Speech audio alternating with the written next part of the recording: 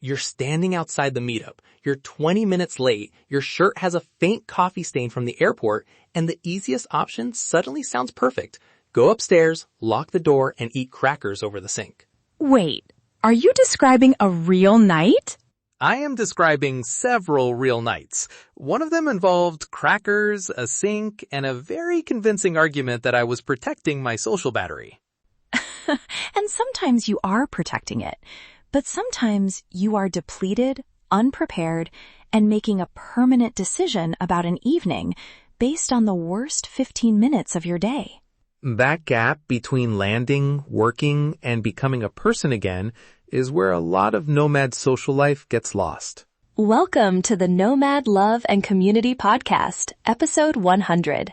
I'm Sophia Chen with James Mitchell. Today we're tackling how to enter a new social space with energy and ease, so you can build stronger relationships and community while living the nomad life. We're calling it the 15-minute arrival ritual. It is not a makeover, and it is not a demand to attend every event.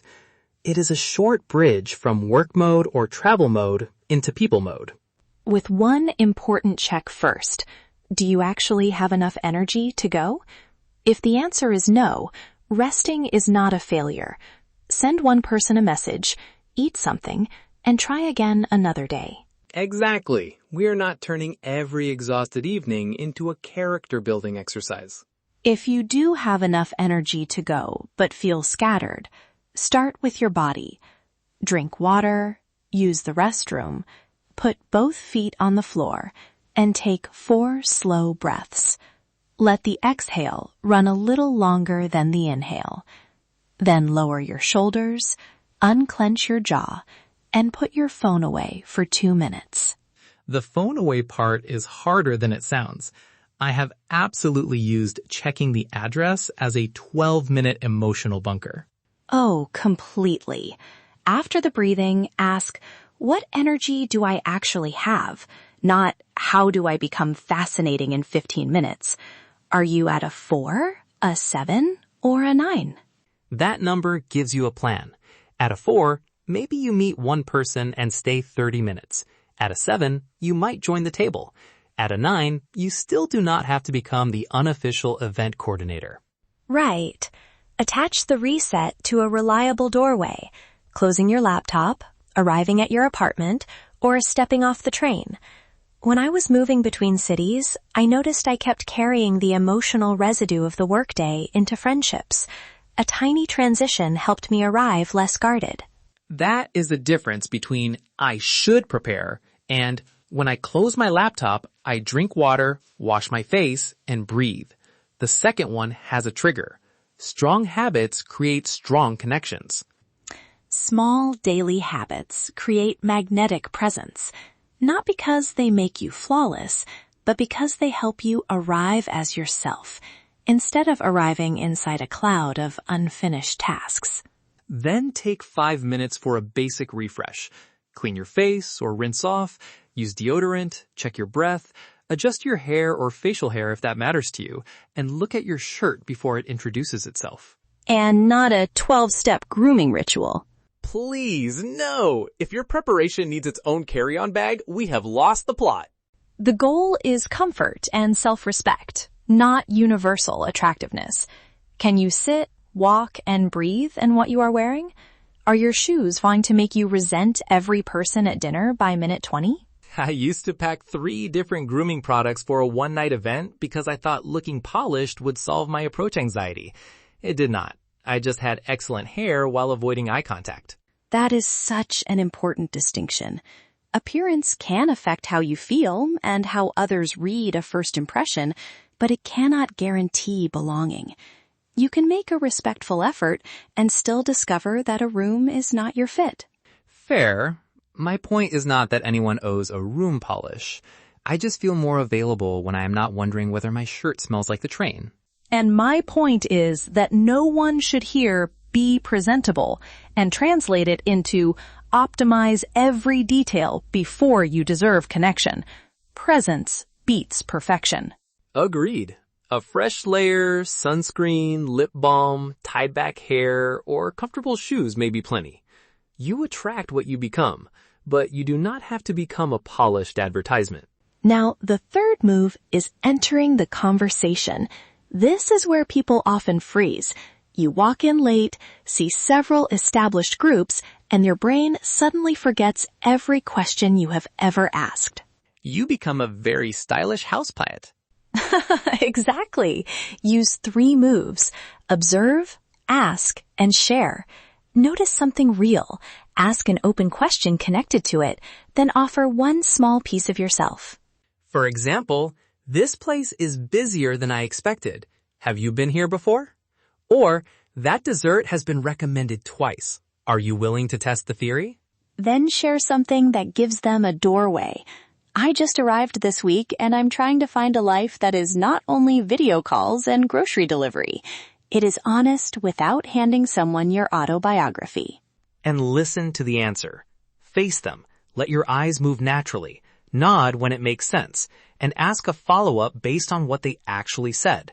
Do not mentally load the next line while they are talking. A script can get you across the first few seconds, but curiosity has to take over. If someone says they came for a design project, you might Ask what kind of design, but only if you actually want to know. Yes, rehearsed language should open the door, not replace genuine interest.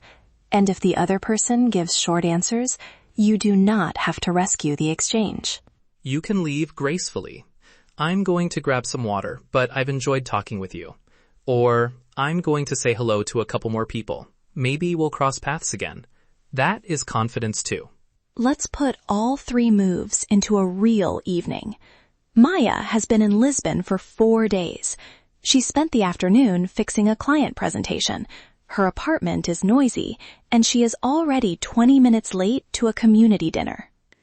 Without a reset, Maya rushes in, sees 3 full tables, and decides everyone already has their people. She sits at the edge, opens her phone to check the address, and 10 minutes later, she is reading messages from home. Now rewind 15 minutes.